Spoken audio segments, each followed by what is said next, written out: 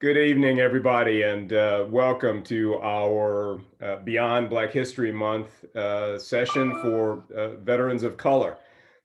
We thank you all for joining us and allow me as the president of our Manasota ASALH branch to introduce you to Linda and Jean Crump, who head our education committee and who have crafted the program for this evening. So I'm going to be quiet and hand it over happily to Jean and Linda.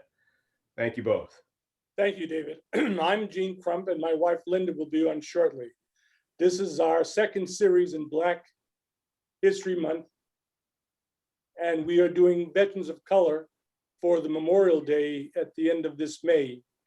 And I'd like to thank the Education Committee members, which is David and Lois Wilkins, Marion and Paul Ruff, Brandon Ray Taylor, Jean and Linda, and we have a new member, Alvin Stout. And with that introduction, I'll turn it over to Linda for introductions. Thank you, Jean. It may be helpful for all of you if you want to have an easier way to view this, to go on to speaker view. And once you go on speaker view, and if you go ahead and mute your sound, but if you're about to speak, please unmute yourself.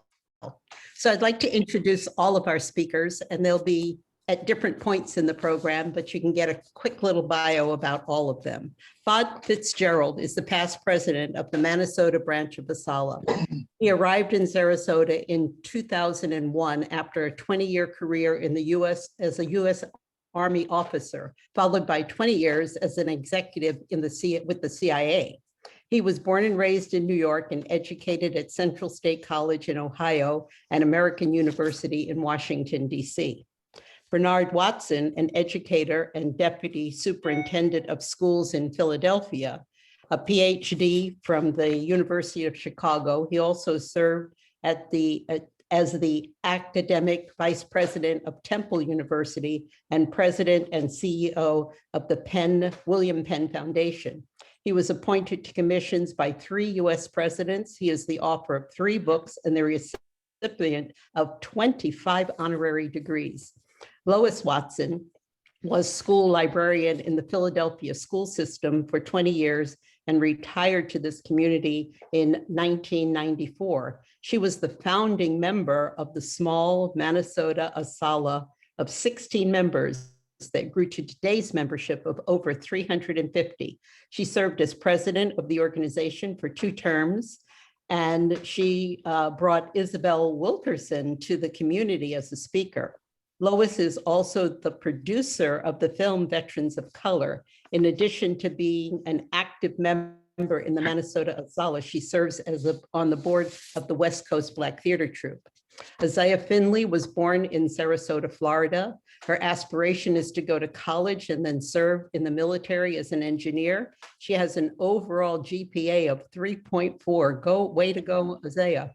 And she is currently the cadet battalion commander in the Booker system. After high school, she plans to go to college through the ROTC program. Micaiah Hill was born in Sarasota, Florida, and he has aspirations to be an astronautical engineer in the Air Force. His overall GPA is 3.8. He's the cadet commander sergeant major in the Booker Battalion. After high school, he will be attending a 4-year college. We have wonderful speakers, and I hope you enjoy the program. Back to you. Marion, if you'd start the video now, Bob and Bernie will come in shortly after the video to talk about the video, but this is from the Schomburg Museum in New York session. Marion?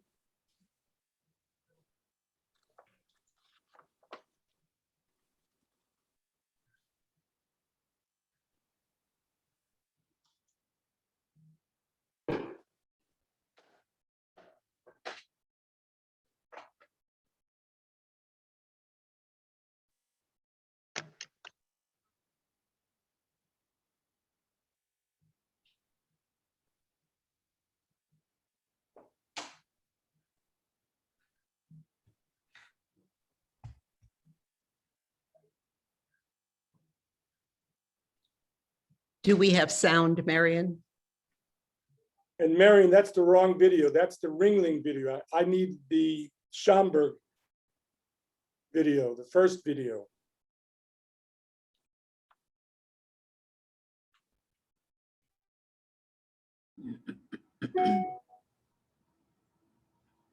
We'll have that video up shortly.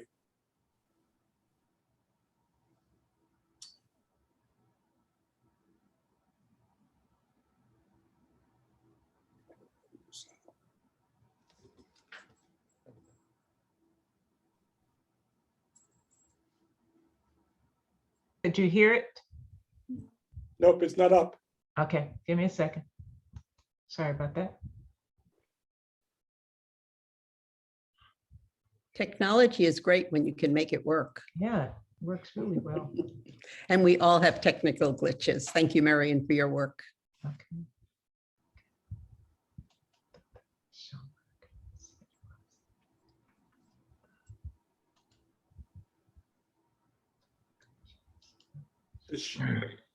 The Schomburg Museum in New York.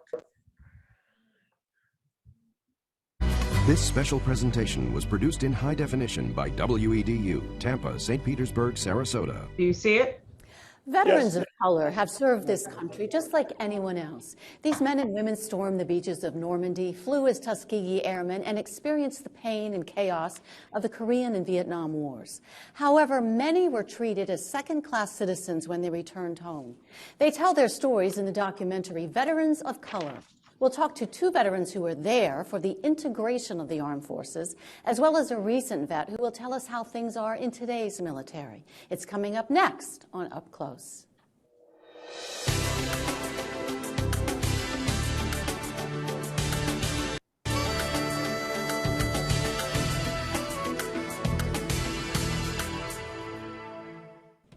They fought Hitler in World War II, served in the cockpits, jungles, and deserts of Korea, Vietnam, and the Middle East. Veterans of color have bravely fought during wartime, often to find new battles when they returned home. Hello, I'm Kathy Unruh. Welcome to Up Close. The years immediately following World War II were a pivotal period in U.S. history. In 1948, President Harry Truman officially desegregated the armed forces. The documentary Veterans of Color focuses on those who experienced a segregated military, as well as the difficulties of discrimination. It's an unvarnished look at their experiences and some of the courageous men and women who did their jobs despite the obstacles. On the 6th of June, we were right there off Normandy Beach. Unfortunately, the landing craft that some of our platoon was on didn't make it all the way up to the beach.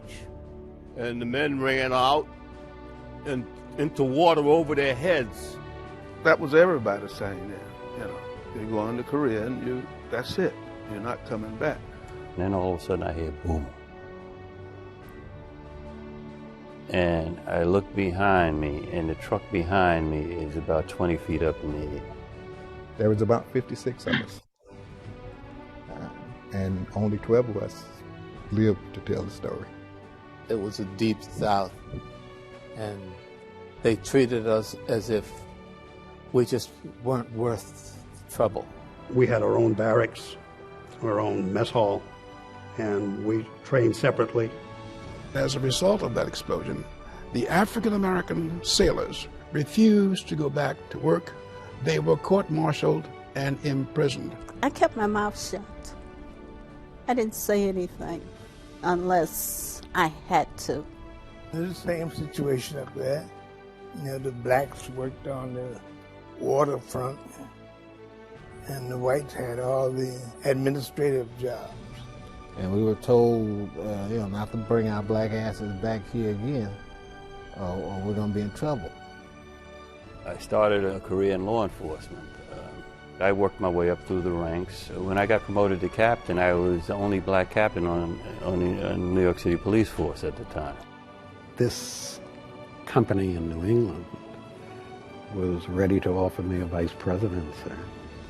In the early 70s, there just weren't black vice presidents of major corporations in this country. President Lyndon Johnson reached out and picked me to serve on a presidential commission on education, which was a surprise to me. It's tough to understand how you can serve your country one way and you're not good enough to be in the country another way.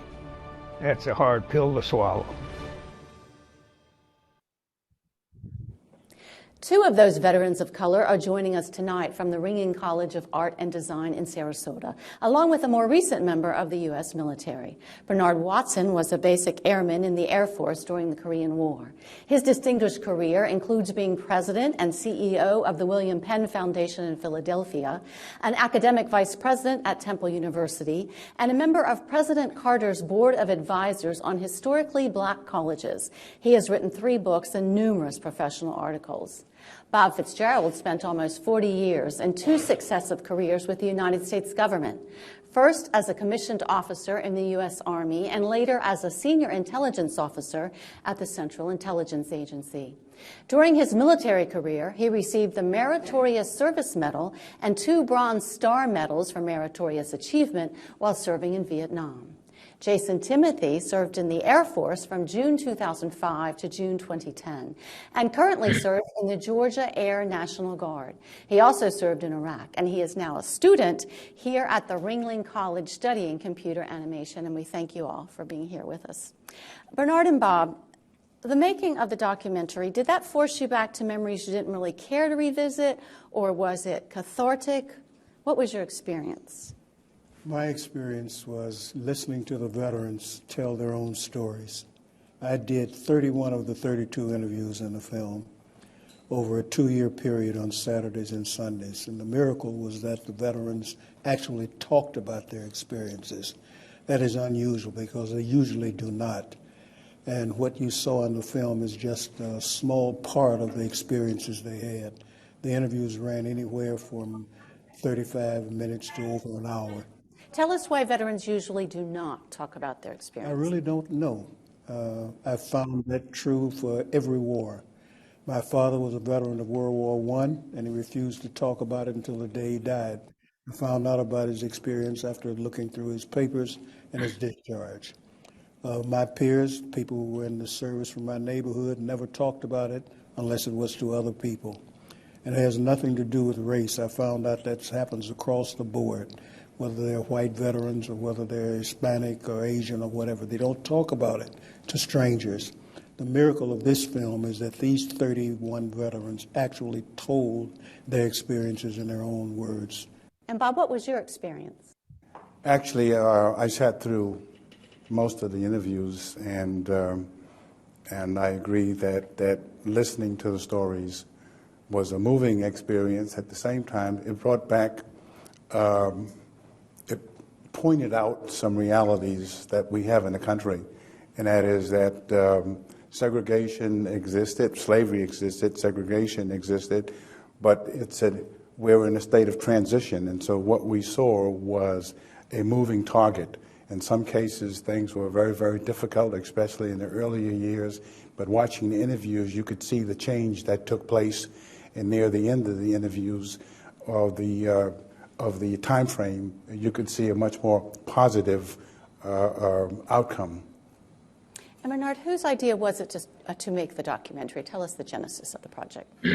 Actually, the president of VASALA, when the Congress decided they would have interviews, we wanted to be sure that the interviews included the veterans of color experiences. And ASALA is an acronym for? The Association for the Study of African American Life and History, started by Carter G. Woodson, who was a founder first of Negro History Week and then Black History Month. And so we had a committee that was created by the president of ASALA, and we spent 4 years making this film. And that's the genesis of this 59-minute film you saw, but we actually have 70 hours of digital film. And how did you team up with Ringling? We needed a filmmaker because neither of us knew anything about making film, and this very bright, very open, friendly person named Professor Mark Perry on the Ringling faculty came and joined us, and he was the one who was responsible for making this film of such high quality. And he worked with Ringling students which was an experience in itself to have them working with a professional like himself and then learning from this film things they had never heard of and had no knowledge of. And Bob and Jason, I'm going to ask you the same question, but you'll come at it from two different perspectives. Jason, I'm going to start with you. How important is it, do you think, for current generations to learn about these past experiences? I think it's very important.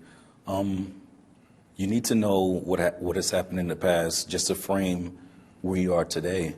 So me looking at that, I didn't face as much adversity, but I can completely relate to what I saw and what I witnessed. So, I mean, it's very important just to know the people that have, you know, gone through so much of the struggle so that you can have a place and be, you know, grateful and experience the many things that the military has to offer. And, you know, it's good and it's bad, but it's an opportunity and everyone deserves the same opportunities. So. Bob? Well, I'm a historian, and I think history is probably one of the most important tools and things that we have.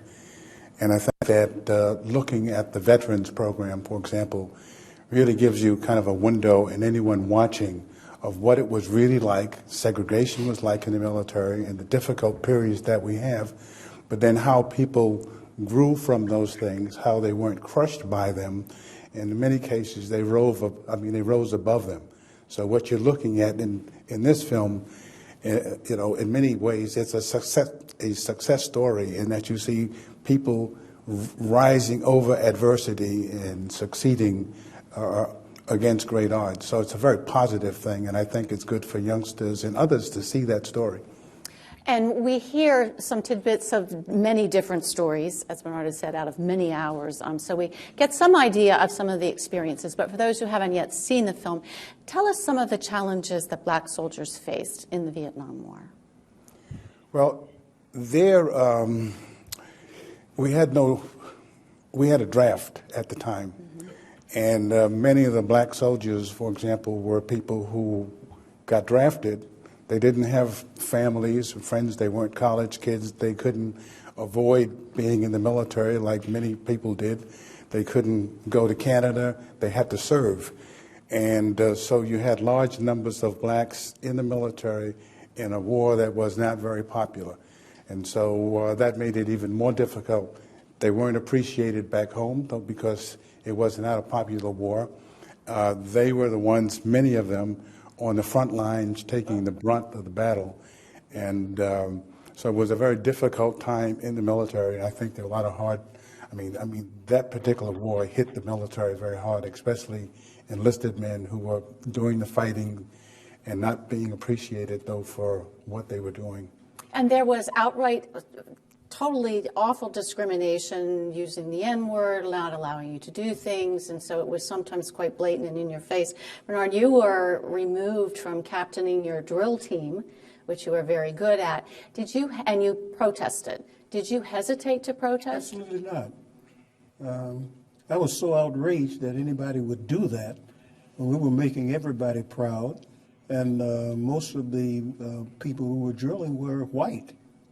And we were just better than anybody. We won every competition. And to have somebody say that we could not do that, I was outraged. I never thought about not protesting it, and I was serious about it. And I was prepared to go through a court-martial. But I wasn't stupid either, because I had a letter already written to Thurgood Marshall so that he would know what was happening if something occurred where I would be court-martial or whatever. And one of my mentors was a Harvard Law graduate from my hometown, and so that he knew about it.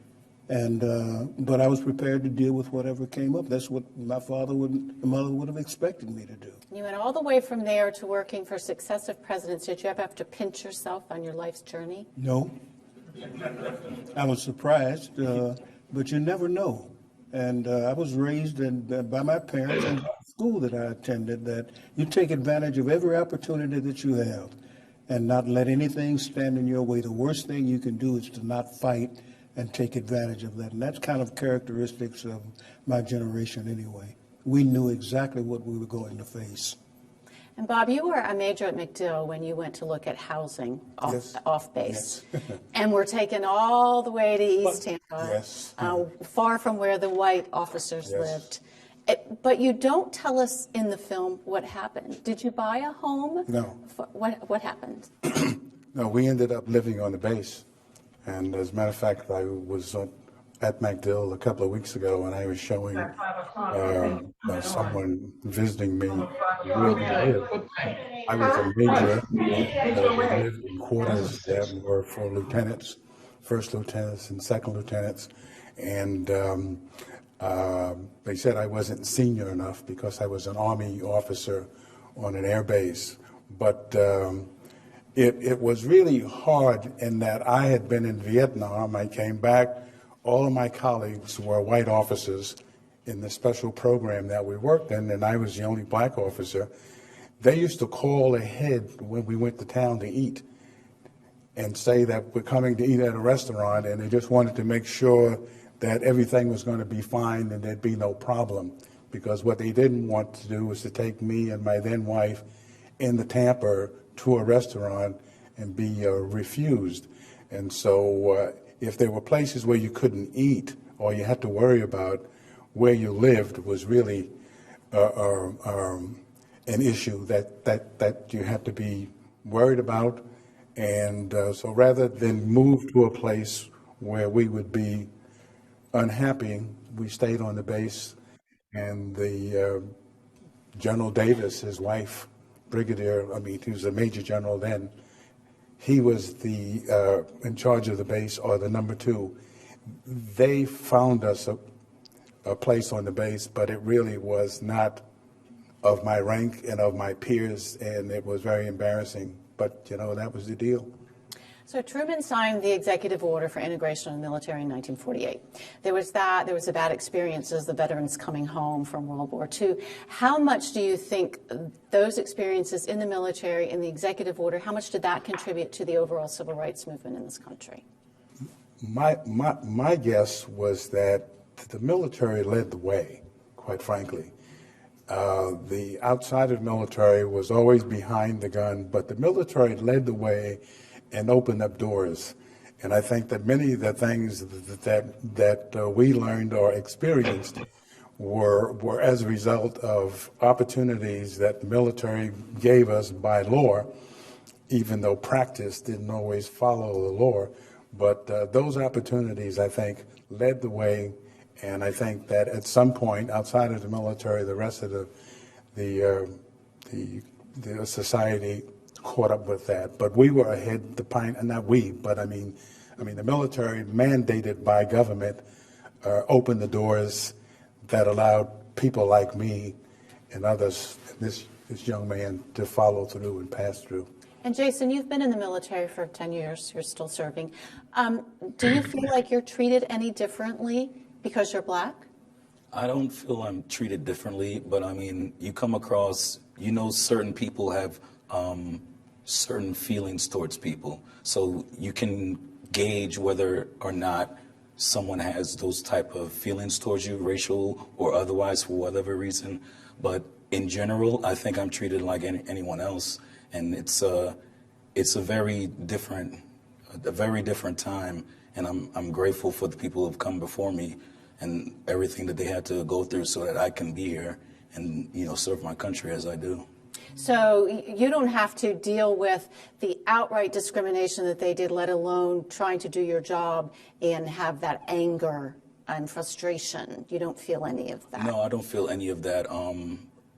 My unit right now is very diverse, and any type of any issues like that, they're not overt. If anyone has any issues, then it's pretty much very covert, and I haven't experienced any of that at my current unit, but I have experienced some issues in the past with people who I didn't work with, but who I came in contact with. Now, we hear in the documentary some stories about how blacks and whites literally didn't know much about each other. The fascination with drinking out of the colored water fountain for the white people, and the white people are, you know, trying to see what each other's water tasted like. Or the one woman who went into the service and said, I never knew white people. I knew nothing about them. Culturally today, we do have more knowledge of each other somewhat. Yes. But how difficult was that? Did you have those experiences? I think that happened more to people from the Deep South at that time than it did. I'm a Midwesterner by birth. My parents are from the South, and they moved to the Midwest, and that's where I grew up. I grew up in mixed neighborhoods. I worked in the steel mills where people from different countries and from different parts of this country had to work together if they wanted to work and if they wanted to keep their jobs. And building on what Bob talked about, the fact that there were so many in the services during that time who had an opportunity to go places and see things both in this country and outside of the country gave them a different perspective about how to deal with the discrimination and the prejudices in this country. During World War II in Korea, they had what they called the double V, and that is victory overseas and victory at home. And so when those veterans came back from overseas, they were determined that they weren't going to be treated the same way they had been treated when they left. So it was a precursor, but many of those same people were participants in what came to be known as the real civil rights movement. And we hear stories in the film also about white people who were ignorant of African Americans, and then over the course of serving with them came to respect and realize that there is no difference. Did you? Well, that's not only the service. You can look around this room and look around Sarasota and look at your colleagues. I meet people in Sarasota all the time, and they sort of look and they wonder what I do and do I work or where do I live and where have I been? I said, well, I was just down in South America last week. We went to Rio, and they said, oh, you did? Well, how did you do that? And I said, well, you know, we bought a ticket and we flew. And I think what the point is that while things are changing, they really are not changing. Well, it hasn't been an even change. It's been very uneven, and so. There are people that we meet all the time in Sarasota that are astounded by people that look like me in this room and what we've done and where we've been, and because they don't come across those people all the time. And we're saying Sarasota because we happen to be in Sarasota, yes. But this is true across our country. Yes. And this is a topic for another show and another time, but we're still seeing lots of racial tension in our country, so we haven't conquered that issue yet. But getting to know each other is a big help. Yes. Jason, there was one person in the film who said that as a result of his experience, he had nothing good to say about the military to this day. What would you say to him? I would say that's unfortunate, but I mean, I can't speak for his own personal experiences. So if his military experience only left negative, you know, emotions for him, then that's unfortunate. But for me, the military has been, you know, a positive thing more so than the negative things. Of course, I served in Iraq. I've seen some things that I wouldn't have liked to have seen, but overall, I would say that, you know, it's made me a better person serving in the military. So I'm grateful for that. So I should add, by the way, the man who said that changed his mind later on in his life. That is not in the film, but it was in his interview. When Obama ran for the presidency and we saw that happen, he said, this is different, and now I could fight for my country. I'm paraphrasing what he said, but the changes that he talked about in his life as a result of that changed his opinion about the military and this country. That's good, more progress. Just briefly, how much does prejudice endanger the folks who serve in our military, if it's there? I have to talk to somebody who's been in combat, and I'm not one of them, but everybody I talk to and listen to say that once you get in that kind of situation, it's who to the right of you and the person to the left of you fighting for each other. And as someone said in the film, If you're doing well, they're doing well. If you're doing bad, they're doing bad. It's that kind of relationship that developed. One of the people in that film, as a matter of fact, spent his entire career in special forces. And he trained people of all backgrounds and colors in everything. I mean, the kind of special forces that we now talk about in terms of SEALs and, all of that. So basically, I think you're saying whatever goes on in the barracks, once you're in the trenches and you're under fire, it kind of strips us down to our essentials. We're humans, we're trying to survive. We're all fighting the same battle. Right? Do you intend to stay in the military? What are your... I intend to stay in, yes, ma'am. I intend to retire. So far, it's been a beneficial aspect of my life, so I want to just keep the civilian and the military side. And Bob and Bernard, what kind of reactions are you getting to the documentary? Oh, I'll tell you, my family and friends and people love it in the sense that it opens up a whole window that they were not aware of, or at least it has a personal interaction with people that went through these experiences, struggled with these experiences. In many cases, I think the film shows overcame those obstacles and went on to succeed. And I think that's the film's message as far as I'm concerned. And the film is divided into 4 sections. There's courage, adversity, triumph, and wisdom. Is the current wisdom that you possess worth the journey that you went through? Absolutely. Absolutely. And that film has been received. Bob and I have been in a number of different locations with this film, and it's always been received very positively, and people stand up in the audience and make statements about their own families or their own experiences. And that doesn't make any difference where you are, Midwest, New York, UCLA. Connecticut had 4 days of showings of this film. It's amazing, the quality of the film, but really the power of the stories of the veterans who are in the film.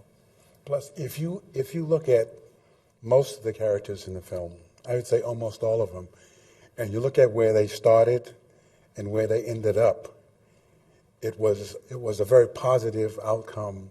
And I think the military, those experiences served as a platform, for people to move up.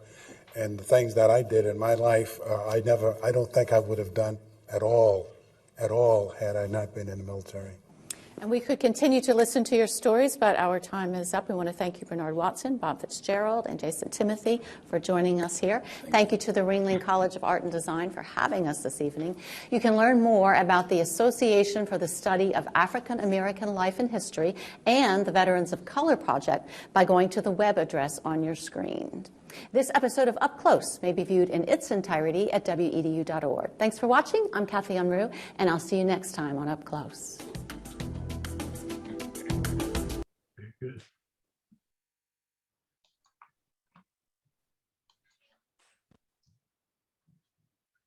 Bob, Bernie, I wish you could talk to us about what you learned and were taught in the military and how that applies to your life today after the video for the Veterans of Color and your life experience.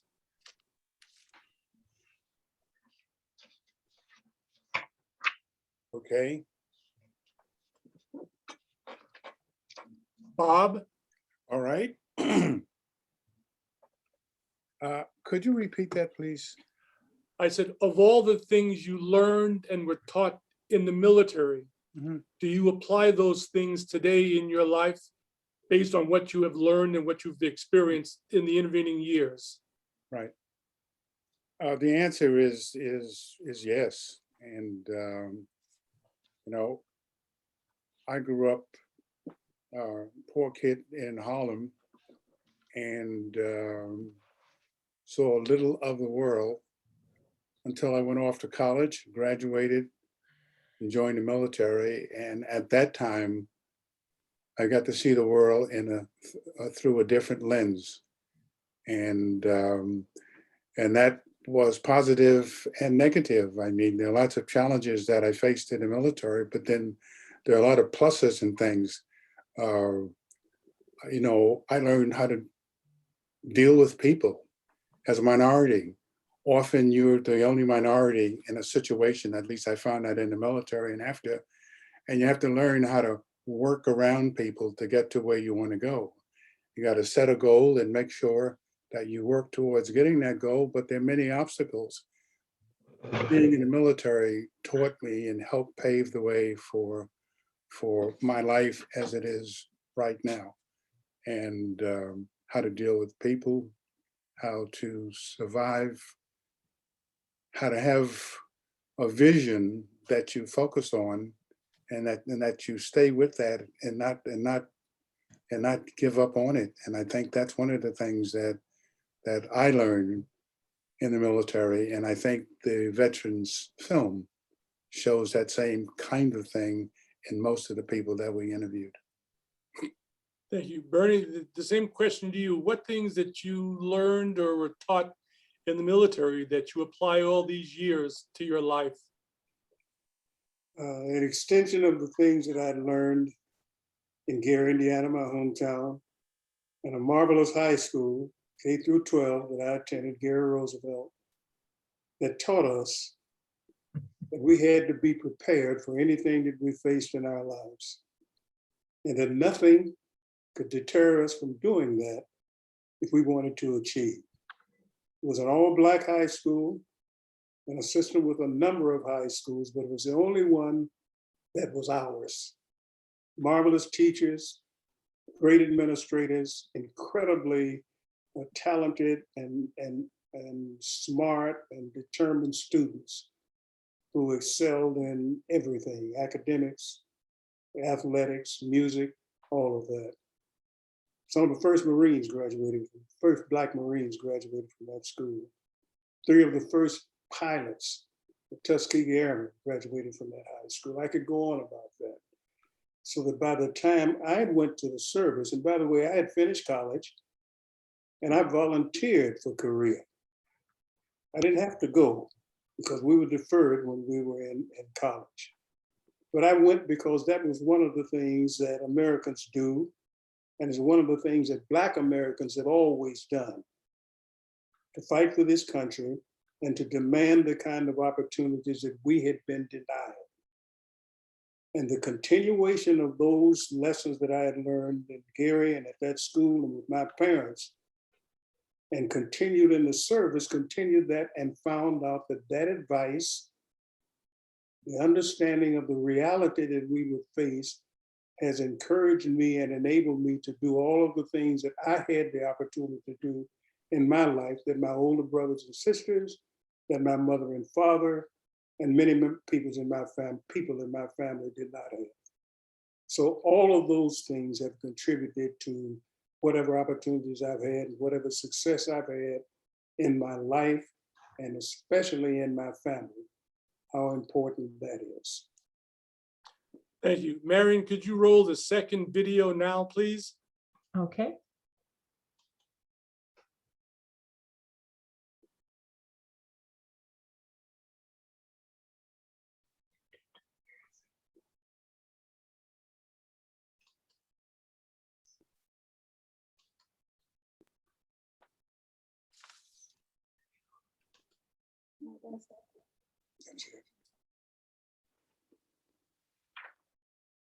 That's it.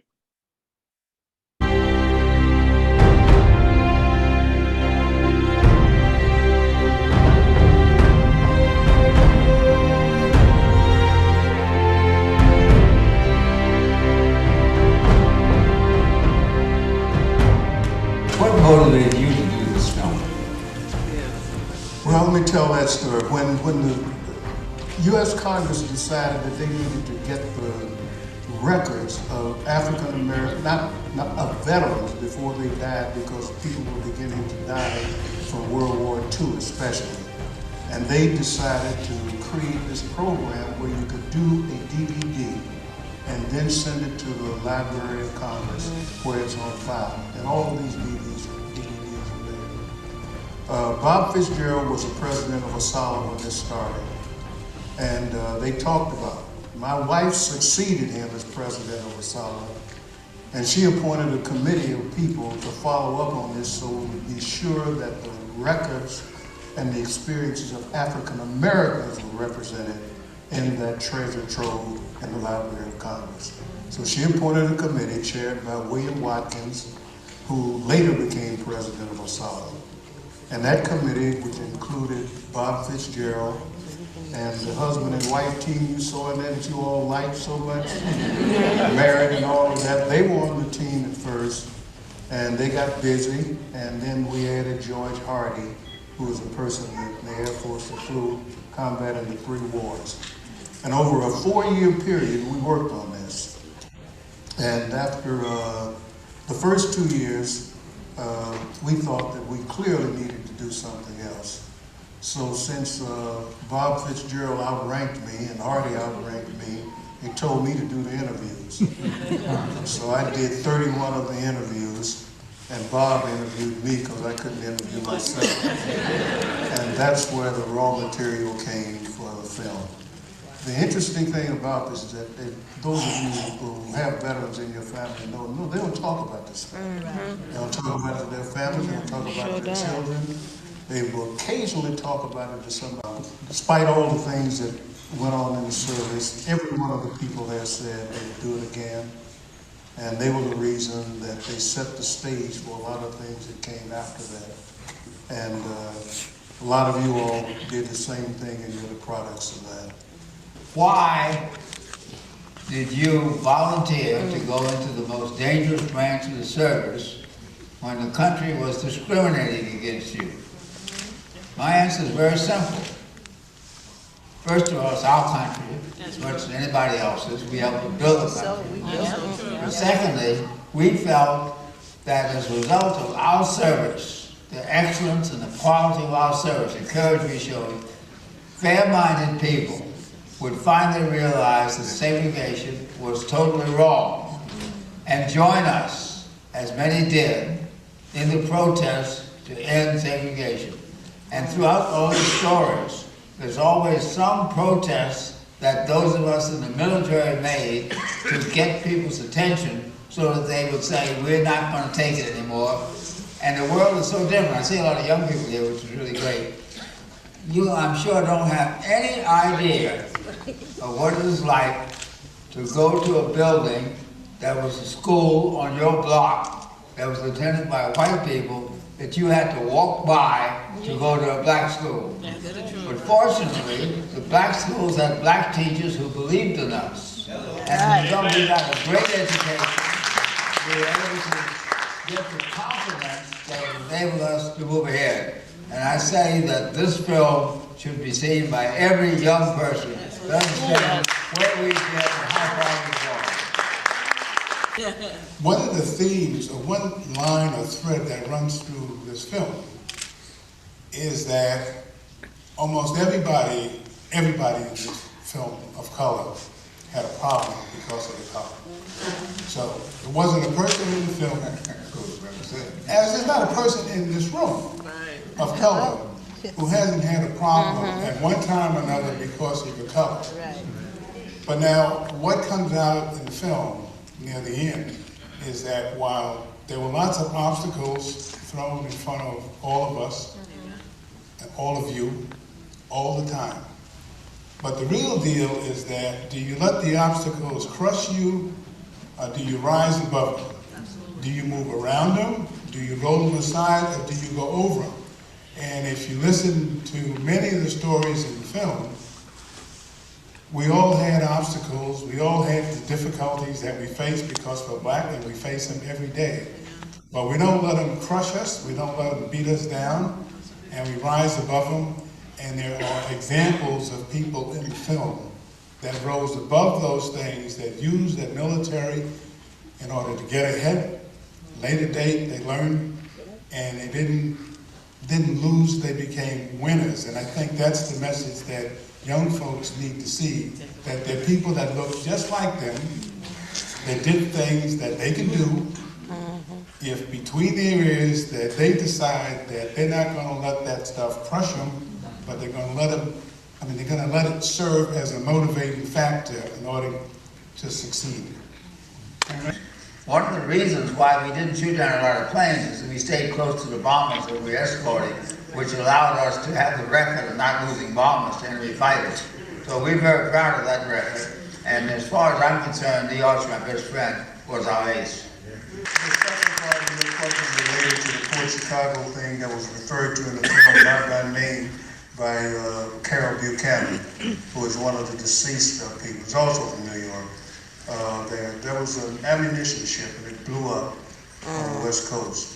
And it was blew up because of a lot of things, including not proper maintenance and not proper safety procedures and supervisors. When that blew up, the soldiers refused to go back on that unloading and loading ammunition ships. And as Buchanan mentioned in the film, the black soldiers who refused to go were court-martialed, were discharged dishonorably, and put in jail. The white soldiers who refused to go back were not. And in the part of the film that is, in part of our records that is not in that film, Carol Buchanan talks about a friend of his who was one of those who was sent to jail and put away, and how that affected the rest of his life, even after they let them out and changed their discharges from dishonorable to general. On the 6th of June, we were right there off Normandy Beach. Unfortunately, the landing craft that some of our platoon was on didn't make it all the way up to the beach. And the men ran out and into water over their heads. That was everybody saying that, you go into Korea and that's it. You're not coming back. And then all of a sudden I hear boom. And I look behind me, and the truck behind me is about 20 feet up in the air. There was about 56 of us, and only 12 of us lived to tell the story. It was a deep South, and they treated us as if we just weren't worth trouble. We had our own barracks, our own mess hall, and we trained separately. As a result of that explosion, the African-American sailors refused to go back to work. They were court-martialed and imprisoned. I kept my mouth shut. I didn't say anything unless I had to. It's the same situation up there. The blacks worked on the waterfront, and the whites had all the administrative jobs. And we were told, not to bring our black asses back here again, or we're going to be in trouble. I started a career in law enforcement. I worked my way up through the ranks. When I got promoted to captain, I was the only black captain on the New York City Police Force at the time. This company in New England was ready to offer me a vice presidency. In the early 70s, there just weren't black vice presidents of major corporations in this country. President Lyndon Johnson reached out and picked me to serve on a presidential commission on education, which was a surprise to me. It's tough to understand how you can serve your country one way and you're not good enough to be in the country another way. That's a hard pill to swallow.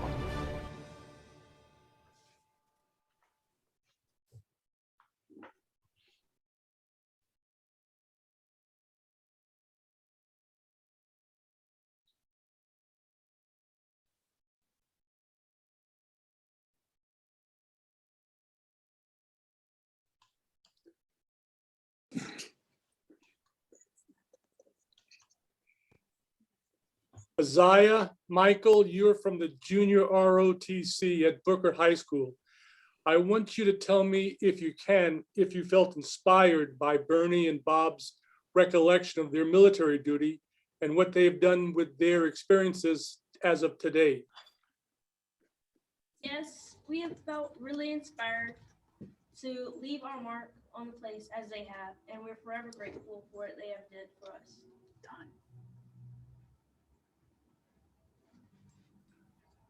Yes, we are very grateful for everything that they've done and paved the way so that way we do not have to deal with as much segregation and disrespect that they have. How does the junior ROTC program help you and guide you in your Booker High School experience? Booker High School JRTC experience has helped and guided me by being confident enough to stand in front of people and speak, and it's helped me to be a leader to those in need. The JRTC is guiding me through my Booker High School experience by encouraging me to keep my grades up and pursuing my goals to where I can achieve all of my goals with no trouble at all. How do you value your responsibility and attention to detail in your respective areas of command? I value my responsibility by being able to be an approachable leader that people come to in need, and my attention to detail helps me to be able to lead those that are not strong in the material that is JRTC. In my responsibility, I am worthy of guiding newcomers into JRTC through all the challenges they have to go through. And I pay attention to detail by making sure none of them have the mistakes that some others have. How do you think your junior ROTC experience will assist you in your life after high school? It has helped me to demonstrate integrity and maintaining my grades, and it will help me in achieving goals and setting goals. The Booker High School JRTC experience will help me throughout my career as an aeronautical engineer because it will teach me to stay focused on all of my tasks, whatever the cost. Okay, my last question, Micah and Isaiah, is to turn to the left a little bit and face the camera and just tell me what your experiences are thus far as a high school student in junior ROTC and what you would like to accomplish after high school. I would like to get a bachelor's degree in engineering after high school and pursue an officer career in the military. My goals after high school are to go to a four-year university, which will hopefully be the Air Force Academy for aeronautical engineering. And then after, I will go to the Air Force as an officer working on aircrafts. Bob, Bernard, Micah, Isaiah, I think now we can have an interaction and a discussion between the four of you as to your experiences and what you would like to accomplish with those experiences. So you can ask questions of Bob, Bernie, Micah. Wait, you have to face this way to the left. I don't know what you're looking at over there, but you have to face this way to the left to talk to the camera. Bob, Bernie, you have any questions of our cadets? I'm just, I'm just proud of them, and I'd like to just say to them that when Bernie and I came along, they had nothing at all that would even resemble what you guys are in and doing, and then the opportunities that you have. And so it certainly is a feather in your cap, I know, to have been picked for your present assignments. I see you have the ribbons and all of these things, and you look really great. And we know that you're going to do great in the world. You're going to make everybody proud, prouder than we are now. Thank you. I just echo what Bob said. You all are impressive. You've got clear ideas about what you want to do with your life. All you have to do now is put in the work and continue towards your goals, and don't let anybody or anything stand in your way. I'm going to say at ease. Now you can stand at ease, Micah and Isaiah. There's no need to stand at attention now. Are there any questions you'd like to ask of Bernie or Bob? What were your experiences like in the military? How'd you take that one, Bob? Well, they were good and bad, pluses and minuses. You know, life has a lot of bright spots and they also have dim ones. And you have to learn to deal with both of them. And I would say that the military opened up many doors, gave me many opportunities and many challenges.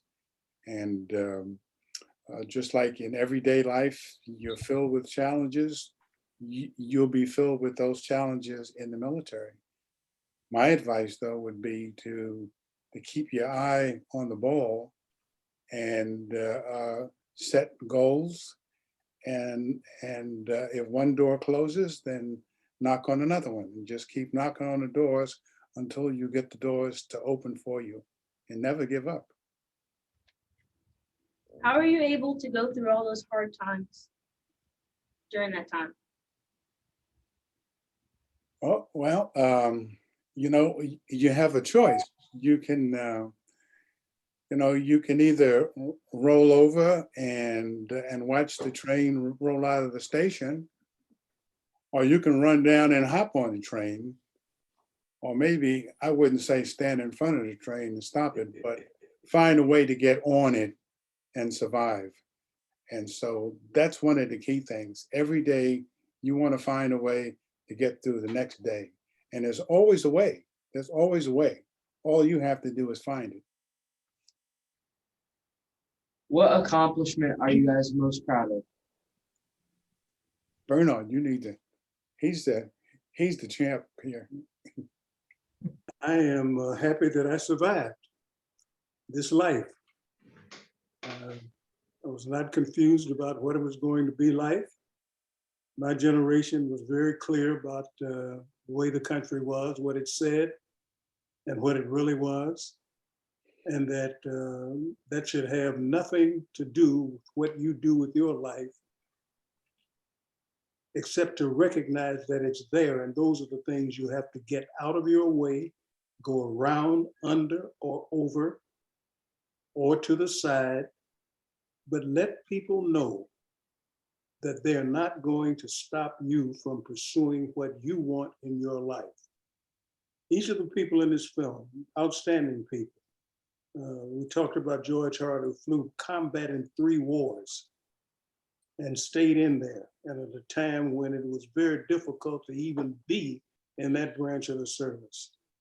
We talk about the person who was there on 9/11 and had to deal with all of the chaos and the death when they blew up the trade centers, and what he did with his life.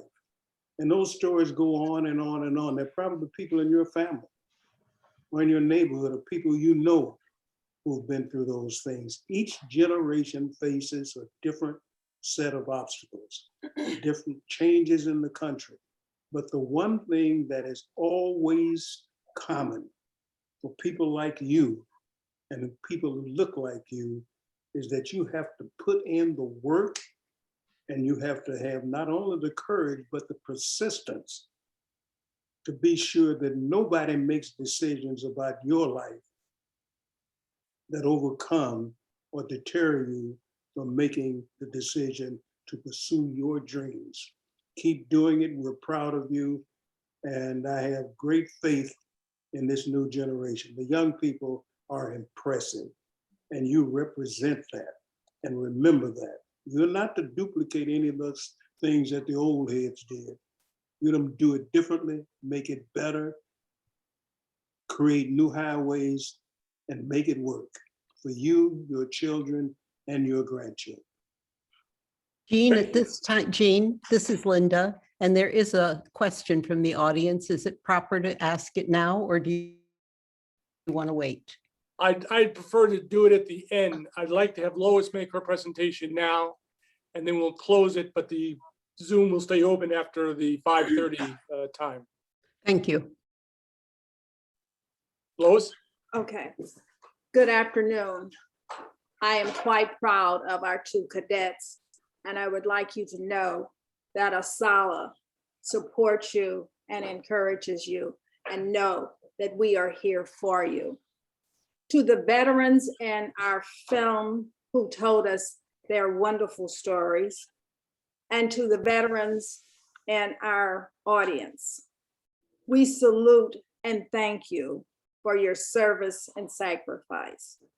And now, as we close our program, we'd like to remember and recognize the veterans in our film who are no longer with us. Thank you.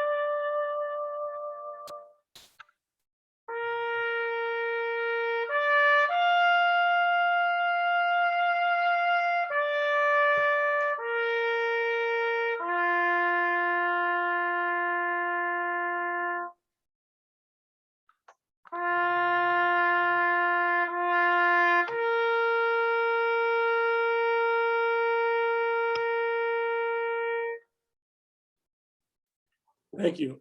I'd like to once again thank Bernard and Lois Watson, Bob Fitzgerald, Isaiah Finley, and Micah Hill for being involved with the Veterans of Color Black History Month presentation. I think the Veterans of Color CD or video is available on the ASALH webpage, and people can go to the ASALH webpage and find out about information. I think with that announcement, I want to thank Marion also for being our technical person on the video, on the event. And again, I'd like to thank our education committee, Lois and David Wilkins, Marion and Paul Ruffin, Fran and Ray Taylor, Linda and myself, and Alvin Stout. With that, I'll turn it back over to David for closure.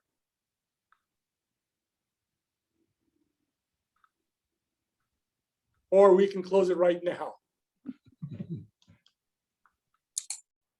Ian, I had to unmute myself. Thank you you guys for a wonderful program. Thanks to all of our guests, and wishing everyone a meaningful Memorial Day as we approach that important celebration. So again, thank you all, and do enjoy the rest of your weekend. David and Jean, we did have a couple more questions. I didn't know if we were going to entertain those. Yes, and this is the time to entertain the questions. Okay, and also Edna Sherrill is a part of our committee. So this is Linda Crump, and I'll go ahead and ask some of the questions. One came into the cadets individually. What is the one most valuable thing the junior ROTC has taught you? It's taught me to be a leader and to be there when no one else is there. JROTC taught me that time management is key for planning different things. Thank you so much. Another question that came in, and this is for all the speakers. What trait makes a person the best candidate for a career in the military?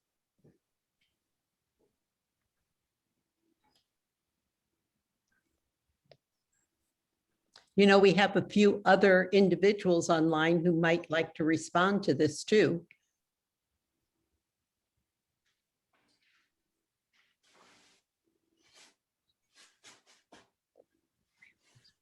Okay, no responses? Hi, this is asking for a response, ma'am?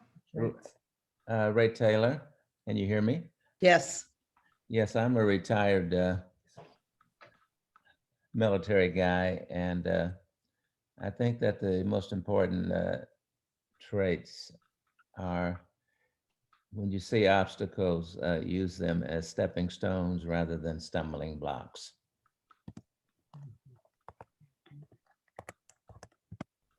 If any of you want to just unmute and ask a question, you're free to do that right now. I think they'll stay on for a little while. Ma'am, I would like to answer that question as well, Ms. Crump. Go ahead. Thank you. My name is Thomas Finley. I am Isaiah's grandfather, a proud grandfather of Cadet Isaiah.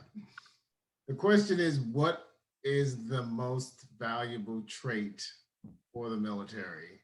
In my opinion, it's determination, because you will always be faced with obstacles, whether they're small or large, and it's your character and your desire to succeed. That inner determination is what's going to make you successful. I'm a big believer that anyone can be in the military, but the military is not for everyone. That is the trait that I've always lived by. Thank you for the opportunity to answer that question. Great question. Any additional questions for any of the speakers? I want to say something to Dr. Watson. If we don't have any, we'll probably end pretty soon. I got one thing. Okay, go ahead, Paul. I wanted the opportunity to thank Dr. Watson. I'm a veteran of the same school, high school, and I'm just so very proud of Dr. Watson. And I know he's always has special words for me when we do get a chance to see each other. And thanks so much, Dr. Watson. It's just an honor. And I think that hopefully we'll see each other very soon now with the pandemic kind of slowing down. But I just wanted to say that because I don't have an opportunity to say it very often, to congratulate you for being the person that you are. And one other thing I wanted to add, with the Tuskegee Airmen, I had a chance to honor two of them. I was doing an event for some seniors, dance party, and the two veterans, two Tuskegee Airmen were there. And I was able to give them two very special pictorials that I put together of President Obama before his book even came out. And that was probably one of the best experience in my life, that they were honored to have them and appreciated that I thought enough of them to give it to them. Again, just thanks, Dr. Watson. You do, Ms. Watkins, because you've been very thoughtful with me also, and you guys just keep going. Keep doing what you're doing. I really appreciate it.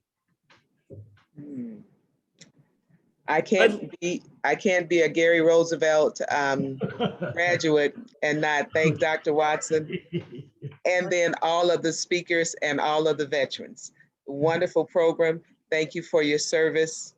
Shout out to Gary, Dr. Watson. This is Gene Crump. When I was listing the members of the Education Committee, I was holding my thumb to steady the paper, and when I lifted my thumb, I realized I left out Edna. Edna has been instrumental in the Education Committee, because through her efforts, we were able to get Isaiah and Micah today, and our two students from the Black men and women in film and media. I forget their names offhand. Linda, can you help me? It was, Edna, can you? Sure, yeah. Styles and Melania. Right. So I'm not saying we're using Edna, but she has been an instrumental part of this committee, because she's able to locate, identify, and I hope encourage students to be a part of our Black History Moments, because it's such a bookend of the older people and the younger people to make it worthwhile. So Edna, if I'd have moved my thumb, I'd have got your name, but I was covering your name with my thumb. I apologize. Absolutely. So one other thing I wanted to let everyone know about is that these are recorded, and later they will appear at the website of ASALH. So if there was somebody that you'd love to have heard this and didn't get a chance to see it or hear it, you can always direct them to that website. And I think it's something that's really worthwhile a lot of times for a lot of the other relatives who can't come at certain times. And Gail Foreman wanted us to know that the students have to see you. That's why they're facing the way they're facing, because they're trying to actually see what's going on. So it had nothing to do with them not wanting to look in the camera. For them, they were looking at you. So they felt like they were more part of it when they were facing forward. She also said that she'd love to have any of the veterans who are participating today, just watching, whatever, if they'd love to come to one of her history classes and speak to students, it would be a great honor for kids to really know and hear directly from you. Linda and Jean, Yes. yeah, could I say one more thing? As a Can we stop you, Ray? You can't. I can't even stop. Please, Fran, leave me alone.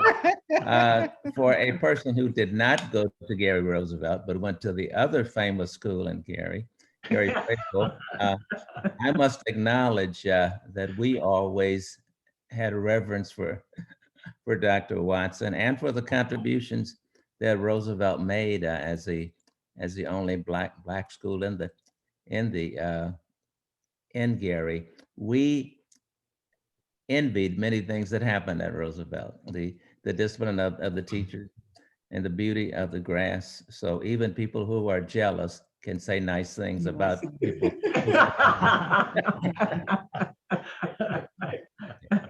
Also, on behalf of the Education Committee, we have done 2 of these now, Beyond Black History, because Black history is everyone's history, and it shouldn't just be during the month of February. So that's why this series was really born.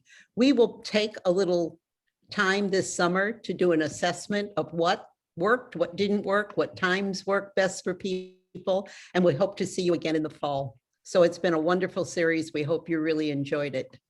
Thank you very much. Thank you. Thank you. Bye-bye. Bye-bye. Bye now. Bye. That was very good. Thank you. David, you could stop the recording. Will do. Will do. Thank you for the opportunity. It was very, very good. I enjoyed the video.